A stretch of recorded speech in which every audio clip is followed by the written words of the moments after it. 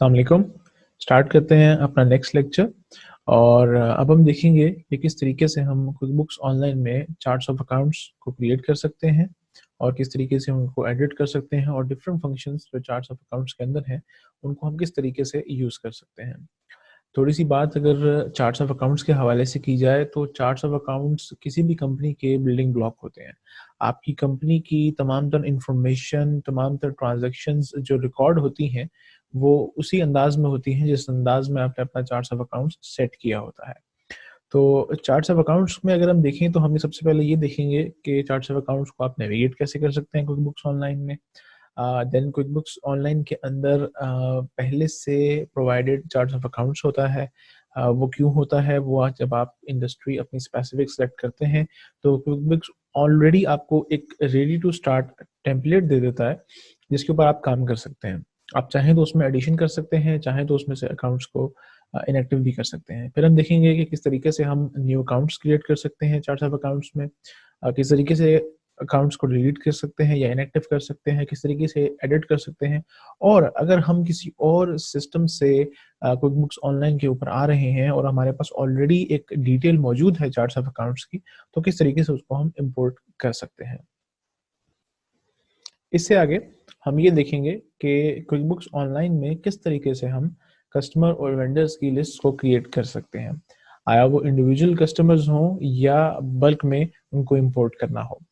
Customers के हवाले से अगर बात करें तो कस्टमर्स की नेविगेशन एरिया कहाँ पे है क्विकबुक्स ऑनलाइन में, हम उसके अंदर कस्टमर्स किस तरीके से क्रिएट कर सकते हैं और कस्टमर की टैब्स के अंदर डिफरेंट ऑप्शंस जो हमें क्विकबुक्स ऑनलाइन में अवेलेबल हैं, इसको हम एक्सप्लोर करेंगे। इसके अलावा अगर हमारे क्विकबुक्स में या हमारे अकाउंटिंग सिस्टम में बहुत सारे कस्टमर्स हैं हमारे पास, तो हम उनको किस तरीके से easily via an Excel list हम क्विकबुक्स ऑनलाइन के अंदर इंपोर्ट कर सकते हैं। और सेम चीज़ हम देखेंगे वेंडर्स की लिस्ट क्रिएशन में कि किस तरीके से हम वेंडर्स को एक्सेस कर सकते हैं और किस तरीके से ये तमाम तर काम हम वेंडर्स के लिए भी कर सकते हैं। कस्टमर्स और वेंडर्स लिस्ट क्रिएशन के बाद हम ये देखेंगे कि क्विकबुक्स ऑनलाइन में हम प्रोडक्ट्स और सर्विसेज को किस तरीके से इंक्लूड कर सकते हैं। प्रोडक्ट्स और सर्विसेज को नेविगेट कहाँ से किया जाता है, इन्वेंट्री आइटम्स क्या होती हैं, नॉन इन्वेंट्री आइटम्स क्या होती हैं, सर्विसेज क्या है, बंडल्स क्या है, और अगर हमें इंपोर्ट करना पड़े लिस्ट की सूरत में अपनी प्रोडक्ट्स और सर्विसेज को, अगर वो बहुत ज़्यादा हों तो हम ये किस तरीके से कर सकते हैं। तो अब हम मूव करते हैं अपने ऑनलाइन स्क्रीन के ऊपर और देखते हैं कि किस तरीके से हम ये तमाम तर काम कर सकते हैं। क्विकबुक्स ऑनलाइन में लॉगिन करने के बाद एज़ यूजुअल आप अपनी डैशबोर्ड स्क्रीन देखेंगे कुछ इस तरह। और अब हम एक्सेस करते हैं चार्ट्स ऑफ अकाउंट्स को।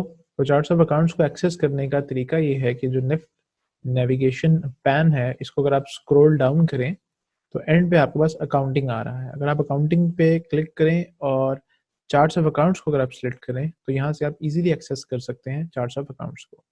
इसको एक्सेस करने का एक दूसरा तरीका ये है कि अगर आप टॉप राइट कॉर्नर में इस गियर आइकन को क्लिक करें और फर्स्ट सेक्शन सेटिंग्स के अंदर अगर आप सर्च करें तो यहाँ पे आपको चार्ट्स ऑफ अकाउंट्स मिलेगा। इस तरीके से भी आप अपने चार्ट्स ऑफ अकाउंट्स को एक्सेस कर सकते हैं। जब आप first time charts of accounts को एक्सेस करेंगे तो एक ग्रीन कलर का बटन होगा जो आपसे पूछेगा कि क्या आप अपने चार्ट्स ऑफ अकाउंट्स को व्यू करना चाहते हैं। आप उसे क्लिक करें तो आप अपने चार्ट्स ऑफ अकाउंट्स को यहाँ पे व्यू कर सकते हैं। अब ये जो चार्ट्स ऑफ अकाउंट्स हमें नज़र आ रहा है, ये बेसिकली बाय डिफ़ॉल्ट क्विकबुक्स ने इसके अंदर पहले से डाला हुआ है। क्विकबुक्स क्या करता है कि जब आप अपनी कंपनी का टाइप सेलेक्ट करते हैं या इंडस्ट्री सेलेक्ट करते हैं कि किस इंडस्ट्री में मैं काम करता हूँ, मेरी कंपनी, या कि मेरी कंपनी की टाइप क्या है, तो वो ऑटोमेटिकली बाय डिफ़ॉल्ट उससे relevant charts of accounts as a template आपको प्रोवाइड कर देता है। अगर आप चाहें तो इनको यूज़ कर सकते हैं और अगर आप चाहें तो इनमें एडिशन भी कर सकते हैं और अगर आप ना इस्तेमाल करना चाहें तो आप इनको इनएक्टिव भी कर सकते हैं। तो अब हम स्टार्ट करते हैं कि अगर हम एक नया चार्ट ऑफ अकाउंट, एक नया अकाउंट इसमें बनाना चाहें, तो किस तरीके से हम इस अकाउंट को बना सकते हैं। लेट्स से हम न्यू पे क्लिक करते हैं तो एक विंडो आपके सामने खुल जाएगी जिसमें ये पूछ रहा होगा कि आप अकाउंट टाइप बताएं कि किस अकाउंट के टाइप के अकॉर्डिंगली आप ये अकाउंट बनाना चाहते हैं, इस अकाउंट की टाइप क्या है। तो अगर हम इसको ड्रॉप डाउन करें यहाँ पे बहुत सारी ऑप्शंस हैं हमारे पास, accounts receivable, other current assets, banks, fix assets, accounts receivable, credit cards, long term liability, equity.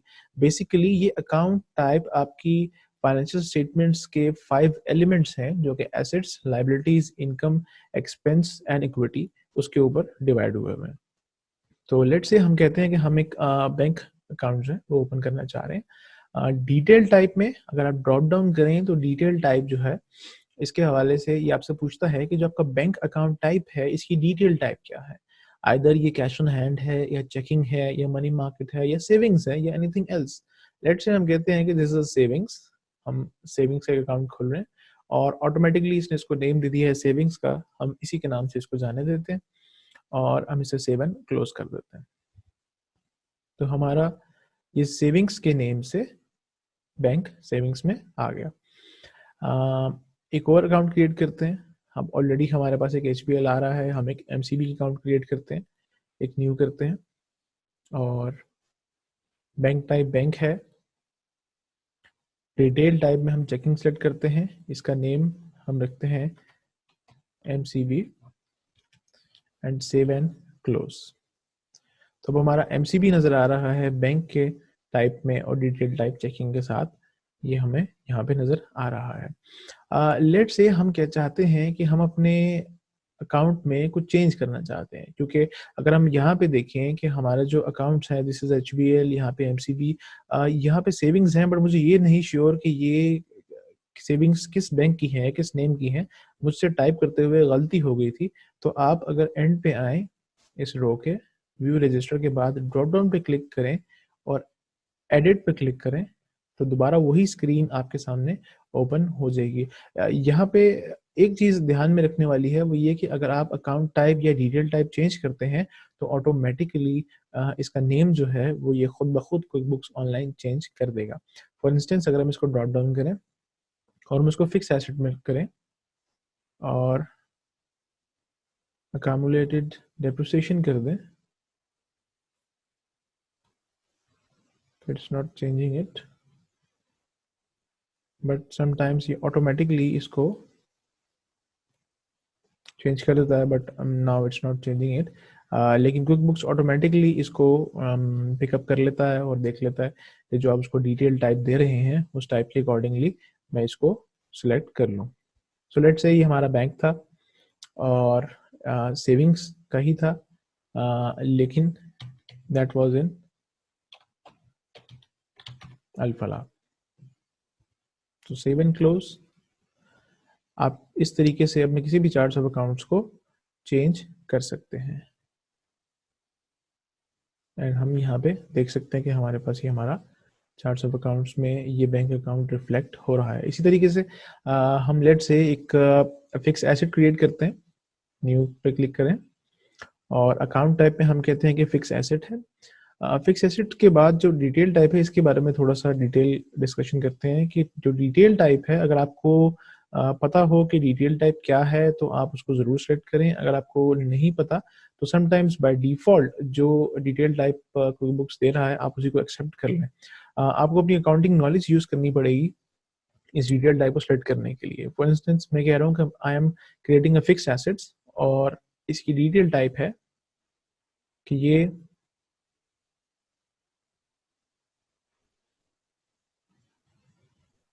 Type of fix asset furniture है और इसका नेम फिक्स एसेट फर्नीचर के नाम से ही मैं इसको रिकॉर्ड करना चाहूँगा। तो मैं इसे सेव एंड क्लोज करता हूँ और अगर मैं ड्रॉप डाउन करके देखूँ तो ये फिक्स एसेट फर्नीचर मुझे यहाँ पे नज़र आ रहा है। डिटेल टाइप जो है एक और अकाउंट क्रिएट करते हैं, न्यू,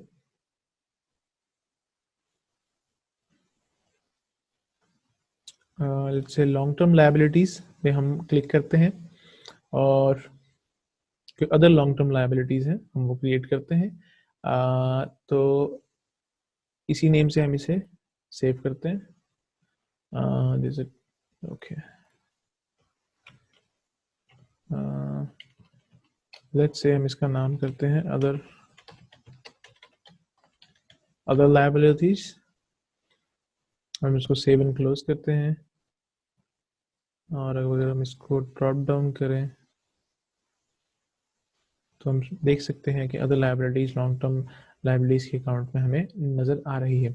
अच्छा, एक चीज़ और इसमें मैं ऐड करना चाहूँगा कि जब भी हमारे चार्ट्स ऑफ अकाउंट्स क्विकबुक्स ऑनलाइन में क्रिएट होते हैं तो बाय डिफ़ॉल्ट जो अकाउंट्स हमारे पास होते हैं उनमें से चंद अकाउंट्स ऐसे होते हैं जिनको आप इनएक्टिव या डिलीट नहीं कर सकते, जो कि अकाउंटिंग पर्पस के लिए ज़रूरी होते हैं। फॉर इंस्टेंस अगर हम नीचे आके देखें तो रिटेन्ड अर्निंग्स का जो हमारे पास अकाउंट है यहाँ पे रिटेन्ड अर्निंग्स, अगर हम इसको ड्रॉप डाउन करें और मैं इसे कहूँ कि मेक इनएक्टिव, तो मेक इनएक्टिव से ये पूछ रहा है are you sure you want to inactive this account? Yes.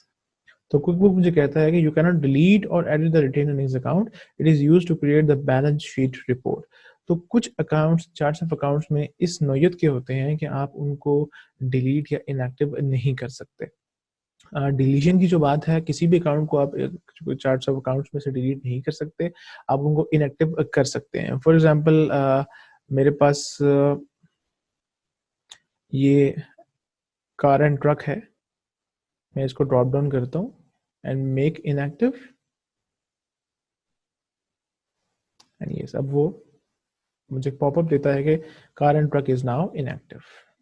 कुछ और इनएक्टिव कर लेते हैं। ये अदर लॉन्ग टर्म लायबिलिटीज हैं, मुझे ये नहीं चाहिए, ये बाय डिफॉल्ट थी तो मैंने इसको इनएक्टिव कर दिया।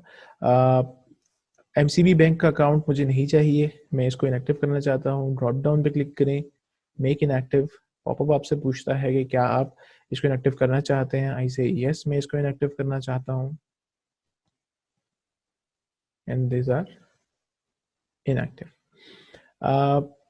अगर कोई अकाउंट आपने ऑलरेडी इनएक्टिव कर दिया हुआ है और आप लेटर आपको ये रियलाइज होता है कि मुझे ये अकाउंट एक्टिव करना है, तो उसको एक्सेस करने का क्या तरीका है, आप इस सेटिंग्स के इस आइकन पे क्लिक करें और यहाँ पे आपको बता रहा है कि कॉलम्स में क्या क्या नजर आ रहा है एंड अदर्स में कहता है include inactive.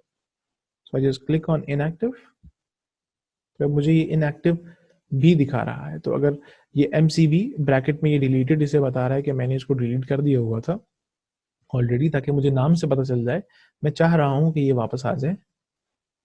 You just have to click on make active और MCB is now active। तो इस तरीके से आपका जो अकाउंट है वो वापस एक्टिव हो जाएगा। नेक्स्ट चीज़ अगर हम देखें कि अगर कोई कंपनी ऑलरेडी अपने अकाउंटिंग सिस्टम को यूज़ कर रही है, किसी और प्लेटफॉर्म पे यूज़ कर रही है, किसी और तरीके से यूज़ कर रही है, तो मोस्ट प्रोबेबली उनके पास चार्ट्स ऑफ अकाउंट्स की डिटेल ऑलरेडी मौजूद होगी। तो आप उस तमाम डिटेल को किस तरीके से क्विकबुक्स ऑनलाइन के अंदर डाल सकते हैं, उसका तरीका है कि आप नेक्स्ट टू न्यू जगह जो बटन है, एक ड्रॉप डाउन है, अगर आप उसे क्लिक करें तो ये आपको इम्पोर्ट पे क्लिक करें तो ये आपको नेक्स्ट स्क्रीन पे ले जाएगा और आपसे ये पूछेगा कि क्या आप इसको अपलोड करना चाहते हैं। आप ब्राउज करें वो फाइल, टेम्पलेट देख लेते हैं कि किस तरीके का टेम्पलेट है क्विकबुक्स का। उस टेम्पलेट को फिल आउट करके उसी फॉर्म में अकॉर्डिंगली आप क्विकबुक्स के अंदर डाल सकते हैं और क्विकबुक्स आपके तमाम तर जो है चार्ट्स ऑफ अकाउंट्स को सेट कर देगा। सो अकाउंट नंबर है, अगर अकाउंट नंबर है, अकाउंट नेम है, अकाउंट की टाइप है, अकाउंट की डिटेल टाइप है, ये 4 चीज़ें आपने इसको प्रोवाइड करनी है और आपके कुकबुक्स के अंदर आपके अकाउंट तमाम तरह अकाउंट जो है वो इंपोर्ट हो जाएंगे। यहाँ से बैक चलते हैं।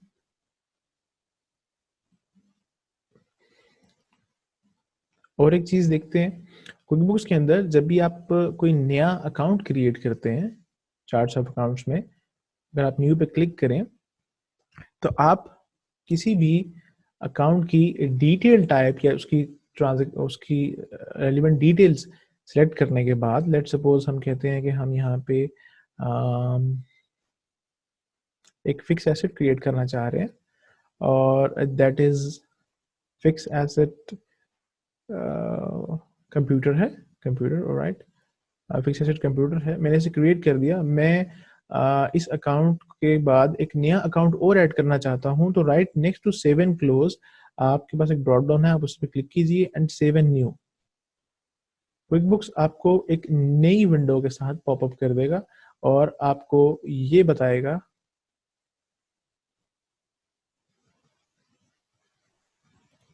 ओके, हम इसे क्लिक करेंगे, accounts already in use, so let's say fixed asset computer, let's say 1 2 3 4 कोई इसको हमने टैग दे दिया एंड सेव एन न्यू। तो अब सेव एन न्यू करने के बाद क्विक बुक्स आपको अलाउ करता है कि आप नया अकाउंट क्रिएट कर लीजिए। लेट्स से हम अकाउंट पेबल्स में क्लिक करते हैं and detail type is accounts payable, और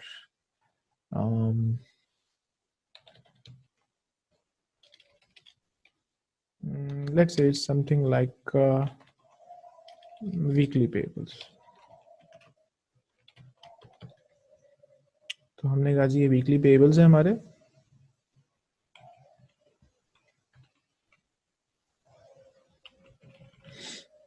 करेक्शन कर लेते हैं, वीकली पेबल्स हैं, then click on save and new. तो ये आपको उसी विंडो पे रखते हुए अलाउ करेगा ताकि आप नया अकाउंट इसके अंदर क्रिएट कर सकें।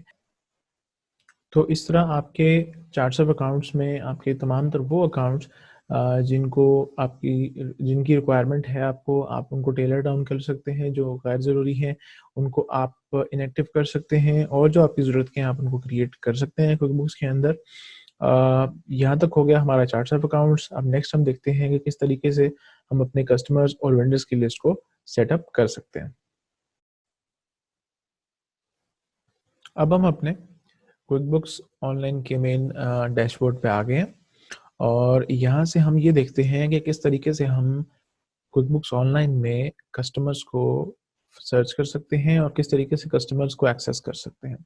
तो कस्टमर्स हमारे रेलिवेंट होते हैं हमारी सेल्स से। तो लेफ्ट नेविगेशन टैब्स में से आप सेल्स की टैब को फाइंड आउट करें और उस पर क्लिक करें, और इसके अंदर जाने के बाद फर्दर टैब्स में आपके पास कस्टमर्स आ रहा होगा, आप कस्टमर्स पे क्लिक करें।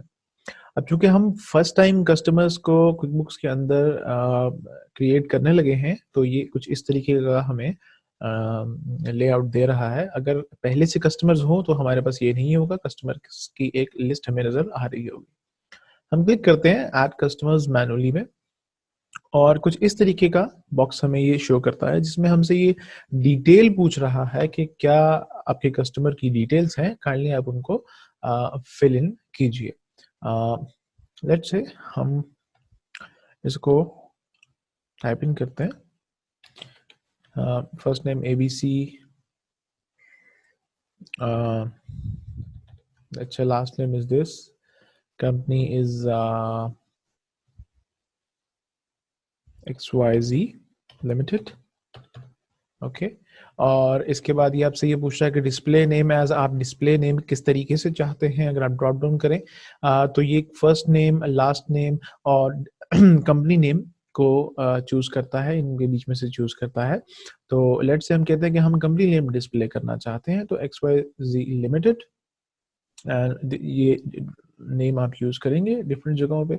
एड्रेस के लिए पूछता है, तो लेट्स से हम कहते हैं street ABC town XYZ, town के ऑप्शन आप यहाँ डाल सकते हैं, whatever the town is, straight province PA something, zip code जो है वो आप डाल दें समथिंग, कंट्री जो है लेट्स सपोज हम कहते हैं कि इट्स न्यूयॉर्क। ये जस्ट एग्जाम्पल पर्पसेस के लिए है। इसके बाद एड्रेस के बाद वो आपसे पूछता है कि इस कॉन्टैक्ट के या इस कस्टमर की कोई ईमेल अगर है, तो हम कहते हैं कि try@gmail.com, ये जस्ट फॉर एग्जाम्पल पर्पस के लिए है। फ़ोन अगर है कोई तो वो आप इसमें इनपुट कर दीजिए, मोबाइल है, फैक्स है, वेबसाइट है, एनी अदर थिंग अगर है तो वो आप इसमें डाल दीजिए। अगर आपके कस्टमर का shipping address is different from this one, कि अगर आप बाजू का ऐसे होता है कि आपके कस्टमर्स आपको ऑफिस किसी और जगह पे होता है और वो अपनी शिपमेंट किसी और जगह पे चाहते हैं। लेट्स सपोज एक कंपनी है, उसका ऑफिस एक जगह पे है और वेयर हाउस दूसरी जगह पे है, तो वो आपको ऑर्डर करते हैं अपने ऑफिस से और कहते हैं कि आप जो भी चीज़ है वो हमारे वेयर हाउस में पहुंचा दीजिए। आप बिल जो है, बिलिंग एड्रेस जो है वो उनके ऑफिस भेजते हैं और चीज़ जो है, जो भी उन्होंने रिक्वायर की है, वो आप उनके वेयरहाउस में भेजते हैं। तो billing address will be the office address for example, और शिपिंग एड्रेस वो होगा जहाँ पे आप उस चीज़ को भेजना चाह रहे हैं। हमारे केस में हम अज़्यूम करते हैं कि same as billing, billing and shipping address is same, तो हम इसी को सेलेक्ट करके सेव कर देते हैं। जैसे ही आप इसको सेव करेंगे तो कस्टमर्स ऐप के अंदर अब आपको कस्टमर की डिटेल्स कुछ नज़र आ रही हैं कि कस्टमर का नेम नज़र आ रहा है XYZ लिमिटेड जो हमने चूज़ किया था। डिस्प्ले नेम एज़ के सेक्शन में क्या डिस्प्ले नेम आएगा इसके अंदर। ट्रांज़ैक्शंस अगर इस कस्टमर से रिलेवेंट कोई भी ट्रांज़ैक्शंस हैं, जो कि आपने क्विकबुक्स में परफ़ॉर्म की हैं, तो आप उन ट्रांज़ैक्शंस को यहाँ पे देख सकते हैं और उनको फर्दर फ़िल्टर आउट भी कर सकते हैं और उन पे एक्शंस भी ले सकते हैं। फॉर एग्ज़ाम्पल अभी हमारे पास कोई भी ऑप्शन जो है वो इनेबल नहीं है बिकॉज़ कोई ट्रांज़ैक्शन नहीं है, लेकिन आप इनके चेक्स को प्रिंट कर सकते हैं, आप रिमाइंडर्स भेज सकते हैं, आप डिफरेंट ट्रांज़ैक्शंस ये सब परफ़ॉर्म कर सकते हैं। इसके अलावा आप फ़िल्टर्स के ऑप्शन को यूज़ करके different types of transactions either invoices थी या एक्सपेंसेस थे या क्या चीज़ें थी जो आपने इनको असाइन किए, कोई एक्सपेंसेस किन डेट्स पे थी, कोई इनवॉइसेस अगर आप उनको सर्च करना चाहते हैं तो आप फ़िल्टर के ऑप्शन यूज़ करके उनको सर्च आउट कर सकते हैं। नेक्स्ट है टैब है इसमें कस्टमर डिटेल्स की। अब कस्टमर डिटेल्स में वो तमाम इन्फॉर्मेशन है जो आपने ऑलरेडी यहाँ पे पुट इन की थी कि जो आपने पहले कहा कि ये सब चीज़ें हमारे पास हैं। अगर आप समझते हैं कि कोई चीज़ इसके अंदर गलत है या उसको आप ठीक करना चाहते हैं या लेट्स से हमें पता चला कि अब से इनकी शिपिंग एड्रेस जो है वो किसी दूसरी जगह पे होगी, तो ये राइट कॉर्नर पे आप एडिट के बटन को क्लिक कर सकते हैं और लेट्स से हम इनका अ, street 765, this is for example purpose. mm, Lakeview, okay. Now this is something else, and this is, let's say, uh, New Jersey, okay. Let's see the spelling, Jersey, okay. तो हमने इसको change कर दिया और let's say एक example और इसमें देखते हैं कि हम कंपनी का जो डिस्प्ले नेम है वो हम क्लाइंट के फर्स्ट और लास्ट नेम से चाहते हैं। So we are putting it this way and then click on save. तो अब अगर आप देखेंगे जो कस्टमर का नेम है वो हमने सैंपल नेम पुट इन किया था ABCDEF। सो जहाँ जहाँ पे कस्टमर का नेम आ रहा होगा वहाँ पे ये कुछ इस तरीके से डिस्प्ले करेगा और हमने शिपिंग एंड बिलिंग एड्रेस को हमने चेंज कर दिया था, तो ये भी जो है यहाँ पे चेंज हो चुका है। इसके अलावा कुछ और टैब्स हैं। एक टैब और है लेट फीस की। अगर आप अपने कस्टमर की अकाउंट सेटिंग्स में अगर हम अपने पहले लेक्चर्स को रेफर करें तो उसमें अगर हमने ये इनपुट दी हुई थी कि हम अपने कस्टमर्स को लेट फी चार्ज करते हैं, तो लेट फी की ऑप्शन आप यहाँ पे देख सकते हैं। इसके अलावा अगर इस कस्टमर से रेलिवेंट आप कोई भी ट्रांज़ैक्शन परफ़ॉर्म करना चाहते हैं, तो ये ट्रांज़ैक्शन आप यहाँ से परफ़ॉर्म कर सकते हैं, लेकिन फ़िल वक़्त इसको हम नहीं देखेंगे। ट्रांज़ैक्शंस का सेक्शन हम बाद में करेंगे और ये देखेंगे कि किस तरीके से हम डिफरेंट ट्रांज़ैक्शंस को परफ़ॉर्म कर सकते हैं।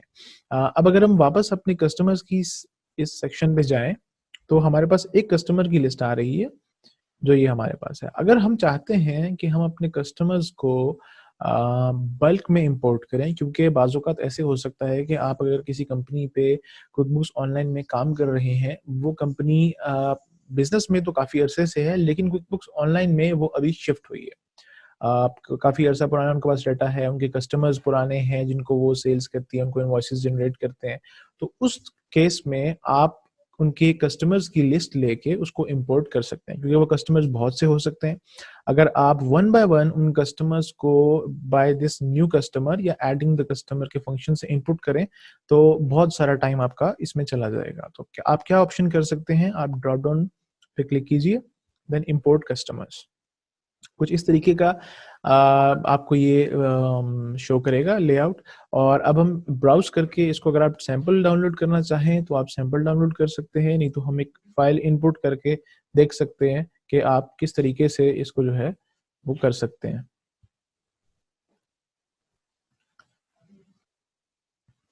अपनी फ़ाइल को ब्राउज़ करने के बाद हम नेक्स्ट पे क्लिक करेंगे और जैसे ही हम नेक्स्ट पे क्लिक करेंगे तो क्विकबुक्स ऑनलाइन हमें ये बता देगा ऑटोमेटिकली कि कौन-कौन सी कैटेगरीज़ उसने पिकअप कर ली हैं आपकी फ़ाइल में से। अगर हम इसका फ़ॉर्मेट देखें, जो फ़ाइल हमने इसके अंदर इनपुट की है, तो कुछ इस तरीके का फ़ॉर्मेट है इसका। इसके अंदर नेम है, कंपनी नेम है, कस्टमर टाइप है, ईमेल है, फ़ोन है, मोबाइल है, फैक्स है, स्ट्रीट एड्रेस है, website if any, opening balances हैं। इस पे भी हम बात करते हैं कि ओपनिंग बैलेंसेस क्या हैं और किस तरीके से रिफ्लेक्ट होंगे यहाँ पे। तो कुछ ये शीट हमने एक्सेल में इसको प्रोवाइड की है। तो यहाँ पे जो नंबर ऑफ लिस्ट हम होगी हमारे कस्टमर्स की, वो तमाम तर कस्टमर्स को हम इसके अंदर इंपोर्ट कर सकते हैं। तो क्विकबुक्स ऑटोमेटिकली बता देगा कि किस कॉलम में उसने क्या चीज़ पिकअप की है। लेट्स से नेम का कॉलम, हमारी हेडिंग थी नेम, सो इट मैचेस, ठीक है। अगर हमारा नेम किसी और कॉलम में है, तो हम उस कॉलम को आइडेंटिफाई कर सकते हैं कि किस कॉलम में हमारा जो है वो नेम इसने इनपुट किया हुआ है। ये तमाम चीज़ें देखने के बाद एक चीज़ और देखते हैं यहाँ पे कि ओपनिंग बैलेंसेस, अगर वही बात अगर हम कुछ देर पहले जिस तरह हम डिस्कस कर रहे थे कि अगर आपकी कस्टमर या कंपनी जो है वो काफ़ी अरसे से बिज़नेस में है और क्विकबुक्स में वो अभी-अभी शिफ्ट हुए हैं, तो उनके पास ओपनिंग बैलेंसेस हो सकते हैं, उनके कस्टमर के रनिंग बैलेंसेस हो सकते हैं। तो उन रनिंग बैलेंसेस को भी आप इस शीट के अंदर इंपोर्ट कर सकते हैं, जो उनकी अमाउंट है। और जो भी बैलेंसेस आप इसके अंदर इंपोर्ट करेंगे, वो तमाम तर बैलेंसेस आपके चार्ट्स ऑफ अकाउंट्स के अंदर भी ऑटोमैटिकली रिफ्लेक्ट होंगे। क्विकबुक्स बैकएंड पे ऑटोमैटिकली एंट्रीज क्रिएट कर देगा आपके इस ओपनिंग बैलेंस को एडजस्ट करने के लिए। तो मेक श्योर अगर आप ओपनिंग बैलेंसेस इनपुट कर रहे हैं, तो मेक श्योर आपको इसका आपको पास इसका प्रॉपर नॉलेज है और आपको पता है कि इसको किस तरीके से मैनेज करना है। अब हम इसके बाद नेक्स्ट करते हैं। नेक्स्ट करने के बाद क्विकबुक्स वो तमाम तर इन्फॉर्मेशन जो उसने आपकी एक्सेल शीट से उठाई है, उसको आपके सामने डिस्प्ले करता है। अगर इस स्टेज पे आप कोई चीज़ चेंज करना चाहते हैं या आपको लगता है कि कोई चीज़ प्रॉपर रिफ्लेक्शन नहीं दे रही, तो आप इसको स्टिल यहाँ पे चेंज कर सकते हैं। लेट्स से हमें पता चला कि ये ज़िप कोड करेक्ट नहीं है, जो एक्चुअल ज़िप कोड है दैट इज़ 111 222, तो हम इसको यहाँ पे चेंज कर सकते हैं। आफ्टर चेंजिंग दिस, या इसका एक ओवरव्यू लेने के बाद आप ये क्विकबुक्स आपको बताता है कि कितने कस्टमर की लिस्ट आपने यहाँ पे इंपोर्ट की है, आप करना चाह रहे हैं। आप इंपोर्ट पे क्लिक करें, तो ये कुछ टाइम लेगा और उसके बाद आपको सक्सेसफुली बता देगा कि आपने इतने कस्टमर्स जो हैं क्विकबुक्स के अंदर इंपोर्ट कर लिए हैं। और अगर आप देखें कस्टमर्स के टैब के अंदर ये तमाम तर कस्टमर्स आपको नज़र आ रहे हैं और ओपनिंग बैलेंस, जो कि हमारी एग्जांपल में कोई भी ओपनिंग बैलेंस नहीं था इसके अंदर, लिहाजा ये कोई भी बैलेंस यहाँ पे शो नहीं करवा रहा। अगर ओपनिंग बैलेंसेस होते तो यहाँ पे ये बैलेंसेस आउटस्टैंडिंग में हमें नज़र आ रहे होते। ये था कि किस तरीके से हम कस्टमर्स को क्रिएट करते हैं, कस्टमर्स की लिस्ट को क्रिएट करते हैं क्विकबुक्स ऑनलाइन के अंदर। नेक्स्ट अब हम ये देखते हैं कि किस तरीके से हम क्विकबुक्स ऑनलाइन में वेंडर्स को क्रिएट कर सकते हैं और वेंडर्स की लिस्ट को देख सकते हैं। वेंडर्स एरिया को एक्सेस करने के लिए हम अपनी एक्सपेंस नेविगेशन पेन में जाएंगे और वहाँ से सर्च करेंगे कि किस तरीके से हम अपने वेंडर्स की लिस्ट को क्रिएट कर सकते हैं, किस तरीके से इंडिविजुअल वेंडर्स हम क्रिएट कर सकते हैं। सो ये लेफ्ट में जो नेविगेशन पेन है, इस पे अगर आप एक्सपेंसेस पे क्लिक करें तो ये आपको एक्सपेंसेस शो करेगा और आपके उसके साथ में वेंडर्स का टैब नज़र आ रहा होगा। आप वेंडर्स के टैब पे क्लिक करें, आपको कुछ इस तरह का लेआउट नज़र आएगा। अगर लेआउट इस तरह का नहीं है, तो मोस्ट प्रोबेबली वो आपसे कह रहा होगा कि अगर आप अपने वेंडर्स को मैनुअली ऐड करना चाहते हैं या इंपोर्ट करना चाहते हैं, सेम लाइक जिस तरह हमने कस्टमर्स की लिस्ट को क्रिएट करते हुए किया था। तो हम एक वेंडर क्रिएट करते हैं, क्लिक करते हैं ऑन न्यू वेंडर और इस वेंडर को क्रिएट करने के लिए हमारे पास सेम इंफॉर्मेशन है, सेम लाइक जिस तरह हमने कस्टमर्स के फॉर्म को फिलअप किया था, उसी तरीके से हम वेंडर्स के फॉर्म को फिलअप करते हैं। अगेन लेट्स से हमारे पास कोई है ABCNXYZ, company name is XYZ, display name जो है वो हम चाहते हैं कि कंपनी नेम हो, सो XYZ is company name. Address वो हमसे पूछ रहा है कि क्या एड्रेस है आपका इसका वेंडर का, तो so let's for sake of example हम कहते हैं स्ट्रीट नंबर 143, सिटी और town is New York, state is let's say NY, zip code 56933, for example. This is all just for example, and company is USA, country sorry is USA. Email आप डाल सकते हैं trial@gmail.com. For example, this is just for example, आप number put in कर सकते हैं, phone number, mobile number, fax number, if there is any website आप वो डाल सकते हैं। इसके अलावा थोड़ी सी डिफरेंस इस बॉक्स में वेंडर्स के हवाले से ये है कि बिलिंग रेट वो आपसे पूछ रहा है और टर्म्स वो आपसे पूछ रहा है। लेट्स से हम कहते हैं कि $15 पर आवर ये क्लाइंट हमें चार्ज करता है, और जब भी ये अपनी इनवॉइस हमें देता है तो we have 30 days to pay him off. अब ये क्या है? ये क्विक बुक्स ऑनलाइन में जब भी आप किसी वेंडर की इंफॉर्मेशन को इनपुट करते हैं, तो बाय डिफॉल्ट अगर आप उसको उसका बिलिंग रेट इनपुट कर दें और अगर टर्म्स इनपुट कर दें, तो लेटर ऑन जब कभी भी आप इस वेंडर की तरफ से आने वाला बिल इनपुट करेंगे क्विक बुक्स ऑनलाइन में, तो क्विक बुक्स ऑटोमेटिकली आपको हाईलाइट कर देगी कि आपने इसका रेट 15 चार्ज किया हुआ है, और आप इसका बिल विद इन 30 डेज आपको क्लिक करना है, विद इन द टर्म्स जो आपने एट टाइम ऑफ सेटअप इसको बताई हैं, इनपुट की हैं, उस पे आपको क्विक बुक्स नोटिफिकेशन देगा और आपको बताएगा। आप opening balance is if there is any, अगर आप आज इस वेंडर को सेटअप कर रहे हैं और किसी और अकाउंटिंग सॉफ्टवेयर से अगर आप इस तरफ आ रहे हैं क्विक बुक्स ऑनलाइन में, तो अगर कोई ओपनिंग बैलेंस है तो आप वो डाल सकते हैं। अगर कोई मेमो आप इसमें डालना चाहते हैं, कोई business ID, social tracking number कुछ आप डालना चाहते हैं, तो वो आराम से आप इसके अंदर डाल सकते हैं। इसके अलावा डिफॉल्ट एक्सपेंस अकाउंट, अगर कोई एक्सपेंस अकाउंट, क्योंकि इस कस्टमर को अगर आप सेपरेटली ट्रैक करना चाहते हैं चार्ट्स ऑफ अकाउंट्स में, अगर आपने कोई सेपरेट अकाउंट अगर जनरेट किया हुआ है, क्रिएट किया हुआ है स्पेसिफिकली इस वेंडर के एक्सपेंसेस को ट्रैक करने के लिए, तो इस कस्टमर से आने वाले तमाम तर बिल, तमाम तर एक्सपेंसेस इस कस्टमर से रेलिवेंट जो होंगे वो उस में क्रिएट हो जाएंगे, उस चार्ट ऑफ अकाउंट में रिफ्लेक्ट करेंगे, और आप बआसानी उसको बाद में आइडेंटिफाई कर सकते हैं और ढूंढ सकते हैं। लेट्स से हम इसको सेव करते हैं। ये हमें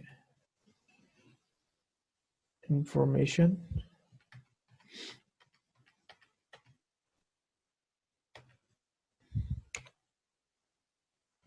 नहीं देना चाह रहा। लेट्स से हम इसमें हमने ट्रैक पेमेंट्स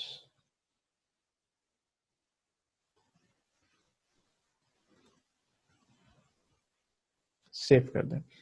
वेंडर आपका सेव हो गया और वेंडर्स लिस्ट में ये वेंडर आपको नजर आ रहा है। ओपनिंग बैलेंस इसका हमने कोई इनपुट नहीं किया था, दैट्स वाई ओपनिंग बैलेंस जो है वो इसका हमें बिल्कुल जीरो शो हो रहा है। अगर हम इस वेंडर के नेम के ऊपर क्लिक करें तो डिफरेंट ऑप्शंस ये आपको सेम लाइक कस्टमर्स, जिस तरह पे हमारे पास जिस तरह हमारे कस्टमर्स की डिटेल्स आ रही थी उसी तरह डिटेल्स आपको यहाँ पे भी शो करेगा। इस वेंडर से रिलेवेंट तमाम तर ट्रांजेक्शन्स आपको यहाँ पे नजर आएंगी। अगर आप चाहें तो बैच एक्शन के साथ ट्रांजेक्शन्स को प्रिंट कर सकते हैं, उनको डिफरेंट कैटेगरीज में सिलेक्ट कर सकते हैं। ये तो पॉसिबल होगा जब एटलीस्ट यहाँ पे एक ट्रांजेक्शन होगी। अगर आप चाहते हैं तो फिल्टर आउट कर सकते हैं same bye type, either the transaction, expenses, bills, overdue, payment और whatever you want, आप उस ट्रांजेक्शन की टाइप से और डेट से आप उसको फिल्टर आउट भी कर सकते हैं। अगर हम वेंडर की डिटेल्स पर क्लिक करें, so again just like customers, ये हमारे पास कस्टमर वेंडर की डिटेल्स हैं। अगर आप कोई डिटेल को एडिट करना चाहते हैं तो आप एडिट पे क्लिक कर सकते हैं, और कोई डिटेल अगर आपको जो डिफरेंट लग रही है उसको अगर आप चेंज करना चाहते हैं, आप चेंज करके इसको सेव कर सकते हैं और आपका ये वेंडर ऑटोमेटिकली सेव हो जाएगा। इसके अलावा अगर आपके पास बल्क में वेंडर्स हैं, आपका क्लाइंट या जो कोई भी कंपनी कोई बुक्स ऑनलाइन यूज कर रही है, उनको उन काफी टाइम हो चुका है, बिजनेस में कुछ अरसा हो चुका है और उनके पास एक वेंडर्स की लिस्ट मौजूद है, तो उस लिस्ट को किस तरीके से आप कोई बुक्स ऑनलाइन में इंपोर्ट कर सकते हैं। सेम लाइक कस्टमर्स, हम अपने वेंडर्स के टैब में से न्यू वेंडर्स के साथ जो ड्रॉप डाउन है यहाँ से इसको क्लिक करके इंपोर्ट कर सकते हैं अपने वेंडर्स की लिस्ट को। जो क्लिक करते हैं इंपोर्ट वेंडर्स पे, ये अगेन पूछ रहा है ब्राउज करके, अगर आपके पास अगर कोई फाइल है एक्सेल में या CSV में तो आप उसको अपलोड कीजिए। हम ब्राउज करते हैं और हमारे पास ये सैम्पल वेंडर फाइल है, इसको ओपन करें, क्लिक ऑन नेक्स्ट। ये ऑटोमेटिकली आइडेंटिफाई करेगा सेम लाइक कस्टमर्स के इसने आपकी इस एक्सेल फाइल में से कौन कौन से हेड्स जो हैं उनको पिकअप किया है। आप इनको देख लें, इफ इट्स ओके आप नेक्स्ट पे क्लिक करें और ये अगेन आपको एक ओवरव्यू देगा कि अगर इस रिपोर्ट में इस एक्सेल फाइल से इसने जो जो एक्सट्रैक्ट किया है इन रेलिवेंट कॉलम्स में ये डिटेल्स इसने आपकी एक्सेल फाइल से इनपुट की है। अगर इनमें कोई चीज़ आपको लगे जो डिफरेंट है, जो नहीं सही, तो आप इसको यहीं पे एडजस्ट कर सकते हैं। फॉर एग्जांपल द कंट्री इस वेंडर की ब्राज़ील नहीं है, दैट इज़ टर्की। सो हम टर्की इंपोर्ट करते हैं एंड क्लिक करते हैं इंपोर्ट पे। ओके और इंपोर्ट करने के बाद ये हमें एक प्रॉब्लम दे रहा है कि 8 ऑफ 9 वेंडर सक्सेसफुली इंपोर्टेड। कुछ डाटा हमने इंपोर्ट नहीं किया क्योंकि ये चेंज हो चुका है या इसमें कोई इशू है। क्विकबुक्स इस तरीके का एरर भी आपको दे सकता है अगर आपकी लिस्ट इंपोर्ट करते हुए आया आपके कस्टमर्स या वेंडर्स में कोई इशू आ रहा हो। So let's say the name, इस नेम में कोई इशू है, हमने इसको रेक्टिफाई किया and then we click on import. So QuickBooks कहता है 9 ऑफ 9 वेंडर्स सक्सेसफुली इंपोर्टेड। हमारे तमाम तर वेंडर्स जो हैं वो अब इस लिस्ट में शो हो रहे हैं और उनके ओपनिंग बैलेंसेस आर 0 बिकॉज हमने कोई ओपनिंग बैलेंस को इंपोर्ट नहीं किया। सो हमने वेंडर्स को इंपोर्ट कर लिया, वेंडर्स को क्रिएट करना सीख लिया, कस्टमर्स को क्रिएशन देख ली, कस्टमर्स की क्रिएशन, उनको इंपोर्ट करना सीख लिया। अब हम नेक्स्ट ये देखेंगे कि इन दोनों चीज़ों को करने के बाद हमारी तीसरी चीज़ जो कि हमारी इन्वेंट्री आइटम्स या इन्वेंट्री लिस्ट्स हैं, उसको हम किस तरीके से क्विकबुक्स ऑनलाइन में क्रिएट कर सकते हैं। अपने इन्वेंट्री आइटम्स को उनको किस तरीके से इनपुट कर सकते हैं, उनकी सेटिंग्स को किस तरीके से एडजस्ट कर सकते हैं, तो अब हम उसको देखते हैं।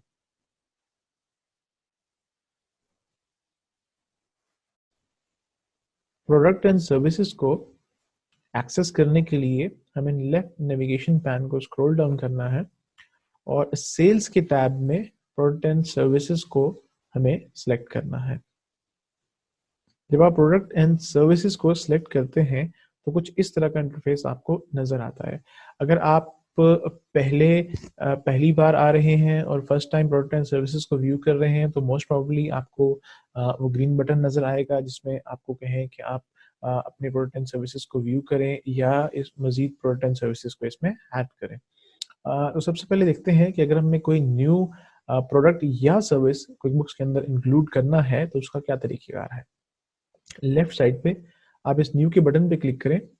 तो न्यू के बटन पे क्लिक करने के बाद क्विकबुक्स ऑनलाइन आपसे ये पूछता है कि आप जो चीज़ इसके अंदर डालने जा रहे हैं, जो प्रोडक्ट या सर्विस है, आया वो इन्वेंट्री है, नॉन इन्वेंट्री है, सर्विस है या बंडल है। अगर हम इन्वेंट्री से बात शुरू करें तो इन्वेंट्री वो चीज़ है जो कि हमारा बिजनेस सेल आउट करता है, परचेज करता है और उसको सेल आउट करता है।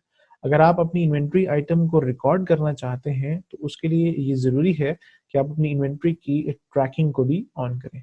हम इसको ऑन करते हैं और आप इस इन्वेंट्री की ट्रैकिंग को कंपनी सेटिंग्स में भी जाके चेंज कर सकते हैं जो हमने अपने स्टार्ट के लेक्चर में देखी थी।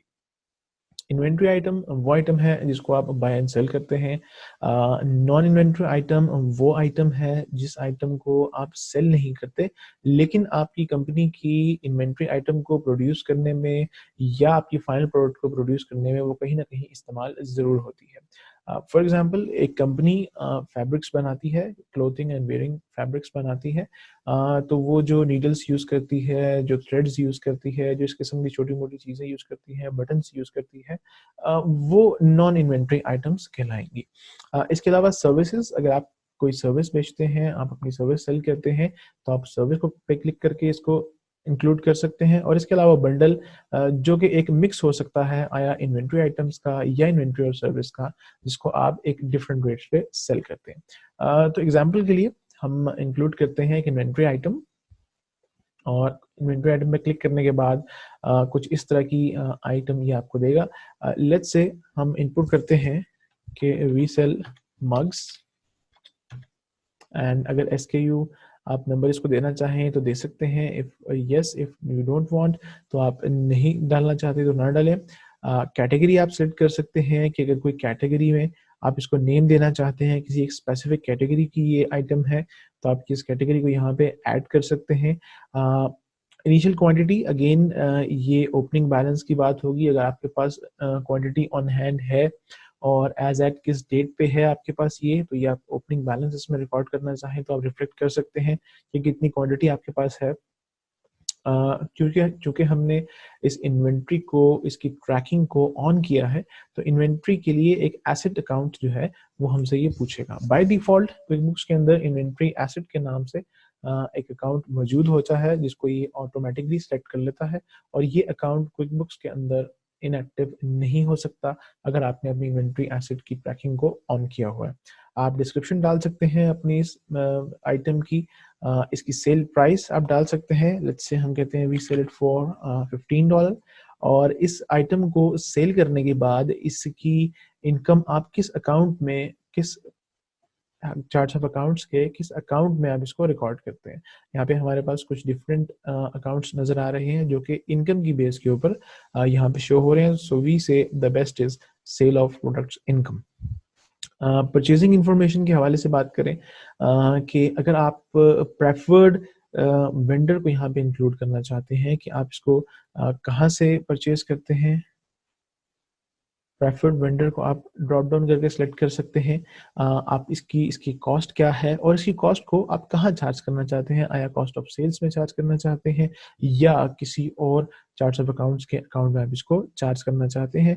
सो हम इसको सेव एंड क्लोज करते हैं। आपके पास एक और ऑप्शन भी है, अगर आप इस ड्रॉप डाउन पे क्लिक करें तो सेव एंड न्यू के ऑप्शन भी है, तो आप एक न्यू इन्वेंट्री आइटम यहाँ से क्रिएट कर सकते हैं, बट फिल वक्त हम इसको सेव एंड क्लोज करते हैं। क्योंकि हमने इन्वेंट्री ट्रैकिंग ऑन की हुई है, that's why it's asking. Let's say हम एक 10 इन्वेंट्री अपने पास इनपुट कर देते हैं। डेट भी हमसे रिक्वायर करेगा, लेट्स से टुडेज डेट, और let's say 30th of November को और 1st ऑफ दिसंबर को we have this inventory, we have 10 units of this inventory item mugs, save and close। आप अपनी इस इन्वेंट्री आइटम को इस लिस्ट में यहाँ पे देख सकते हैं। आपकी सेल प्राइस, आपकी क्वांटिटी ऑन हैंड आपको ये बआसानी दिखा सकता है। हम रिकॉर्ड करते हैं एक non inventory item, let's say it's paint sprays. हम इसे यूज करते हैं अपने मग्स बनाने के लिए। आप अगेन कैटेगरी चूज कर सकते हैं, पिक्चर भी इनपुट कर सकते हैं आप इसमें, और आप ये भी लिख सकते हैं कि आया आप इस प्रोडक्ट को सेल करते हैं अपने कस्टमर्स को या नहीं। लेट्स से हम इस प्रोडक्ट को अपने कस्टमर्स को सेल नहीं करते, हम अपनी फाइनल प्रोडक्ट में जस्ट इसको यूज करते हैं। परचेजिंग इन्फॉर्मेशन के बारे में पूछ रहा है कि क्या आप इस चीज़ को परचेज करते हैं। अगर फॉर सेक ऑफ एग्जांपल अगर हम इसको क्लिक करें तो सेल प्राइस ही हमसे पूछ रहा है, और किस इनकम अकाउंट में आप इसकी सेल बुक करना चाहते हैं हमसे ये पूछ रहा है। हम चूंकि इसको सेल नहीं करते, हम इसको अनचेक करेंगे। परचेजिंग इन्फॉर्मेशन के हवाले से वो हमसे पूछ रहा है परचेजिंग की इसकी कॉस्ट बताइए, इसका एक्सपेंस अकाउंट बताइए, और अगर कोई प्रेफर्ड वेंडर है आपके पास तो उस वेंडर को आप यहाँ से सेलेक्ट कर सकते हैं। ये वही तमाम तर वेंडर्स हैं जो हमने अपनी पहले एग्जाम्पल में क्विकबुक्स ऑनलाइन में इंपोर्ट किए थे, और आप इसको सेव एंड क्लोज कर दीजिए। तो पेंट स्प्रेज आपकी आइटम जो है नॉन इन्वेंट्री आइटम, इसकी टाइप में यहाँ पे आपको रिफ्लेक्ट हो रही है। नेक्स्ट हम ऐड करते हैं सर्विस। लेट्स से इस सर्विस का नाम है हम बिजनेस कंसल्टेंसी प्रोवाइड करते हैं डिफरेंट बिजनेसेस को जो हमारी इस स्पेसिफिक इंडस्ट्री में काम करते हैं। उनको हम सर्विस देते हैं, हम डेफिनेटली इसको सेल करते हैं, हम प्राइस या रेट चार्ज करते हैं। Let's say we charge $20 dollars per hour हम चार्ज करते हैं, और हमारी इनकम रिफ्लेक्ट होगी हमारे सेल्स अकाउंट में। आप चाहें तो इसको किसी और अकाउंट में चेंज कर सकते हैं, बट बाय डिफॉल्ट ये यहाँ पे है तो हम इसको इसी में रखेंगे। सेव एंड क्लोज, एंड आपकी ये service business consultancy service show हो रही है। लास्ट चीज देखते हैं इसके अंदर कि अगर हम कोई बंडल क्रिएट करना चाहते हैं तो हम लोग किस तरीके से क्रिएट कर सकते हैं। आप न्यू के आइटम पे क्लिक करें, बंडल पे क्लिक करें, आप इसका नाम लेट्स से डिस्काउंट बंडल, और इसमें हम डिफरेंट आइटम्स जो है हम अपने मग्स सेल करते हैं, and we sell business consultancy as well.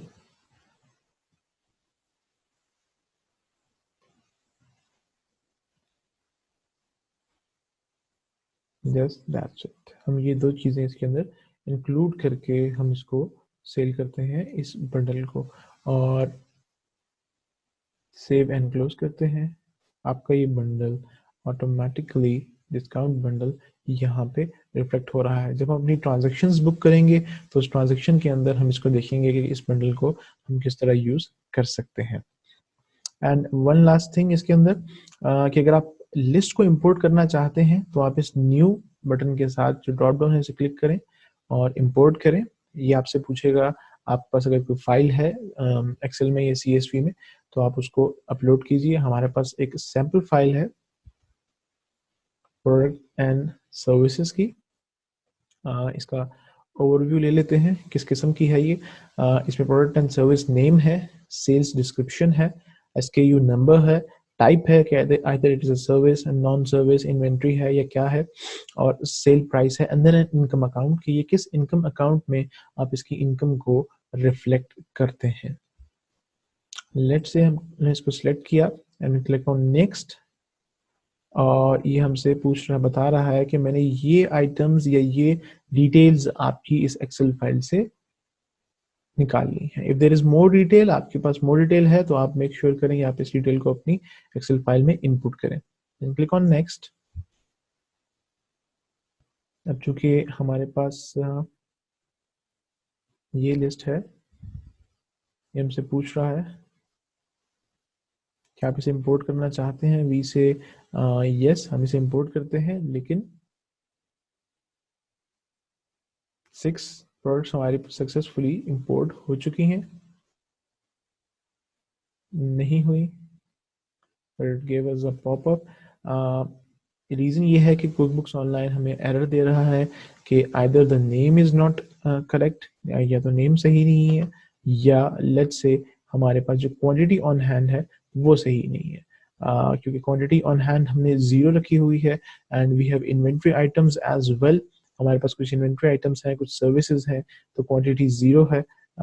We से this all is good, this all is fine, हम इंपोर्ट करते हैं।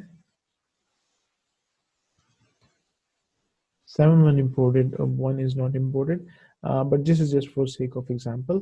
आप इसे क्लोज कर सकते हैं, आप अपने एरर्स को रेक्टिफाई कर सकते हैं, और आप ये देख सकते हैं कि किस तरीके से आपने इन्वेंट्री लिस्ट को, आइटम्स को चेक किया। अगर आप यहाँ देखें तो हमारे पास ये हमारी आइटम्स रिफ्लेक्ट हो रही हैं हमारे क्विकबुक्स ऑनलाइन के अंदर,